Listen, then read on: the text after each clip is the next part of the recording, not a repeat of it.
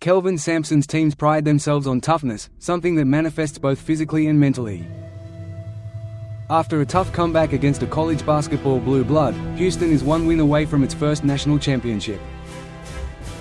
LJ Cryer ignited a 14-point rally in the final 8:02. Jarwin Roberts made the go-ahead free throws and Houston stunned Duke 70-67 in a memorable Final Four clash between number 1 seeds on Saturday in San Antonio.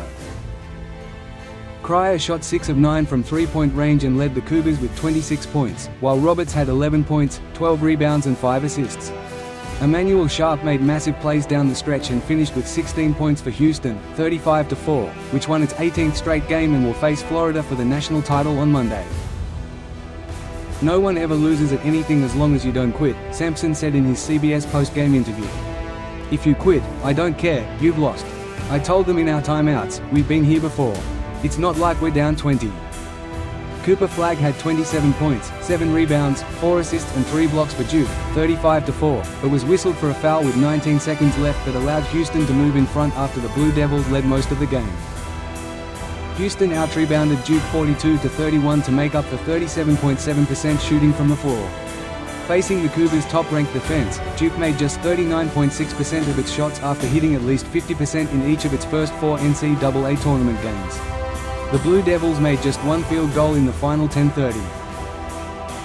"Frankly, the game, we did what we wanted to do," Duke coach John Shea said. "I thought our guys followed the game plan, controlled the game, we had the lead for 35 minutes, winning by 6 with a 1:15 to go. They made plays. You got to give them a ton of credit. We didn't make those plays." Duke appeared safe when Houston's Joseph Tugler made contact with the ball as the Blue Devils were attempting an inbound with 1:14 left. Duke received 1 technical foul shot and possession.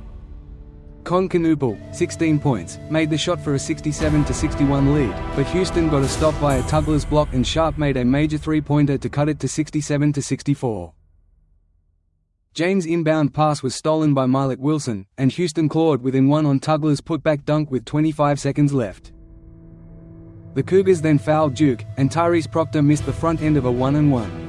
Roberts then drew an over-the-back foul from Flagg on the rebound. Roberts' free throws gave Houston its first lead since 6-5. Flagg's mid-range floater with 8 seconds left hit the front of the rim, and Houston got the rebound. Cryer hit 2 free throws for the final margin. Houston's 11-1 run in the final 1:14 was reminiscent of a comeback win at Kansas earlier this season, when the Cougars trailed by 6 with 28 seconds left in the first overtime but managed to force double OT and win 92-86. "As long as there's time on the clock, we're going out there and give it our all," Cryer said. "We've been in positions like that before at Kansas. I don't remember how much we was down, but it was late in the game. That game looked like it was pretty much over, too. Somehow we ended up winning it. We just had to keep that belief and keep faith. We got it done." The Houston players said they didn't feel disrespected that Duke, Auburn and Florida drew most of the attention this week. Sampson, when speaking on CBS, had a different take. "I hear what people say. Duke this, Duke that," Sampson said. "Duke's great. John Shea is awesome. But don't sleep on Houston. Don't sleep on Houston.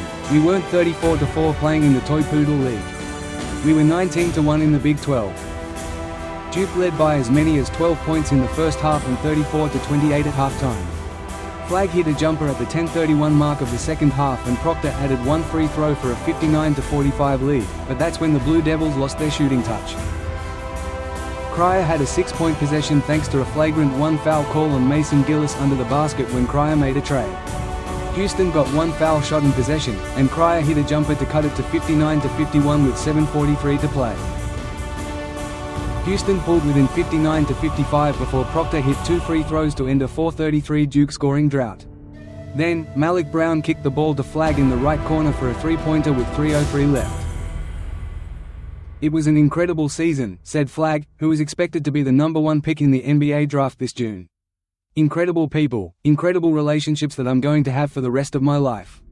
Didn't end the way we wanted it to, but still an incredible year. You go from some of the most special moments in the tournament to the most heartbreaking loss," Shea said. "I'm not about to feel sorry for 1 second. These guys have done an incredible job.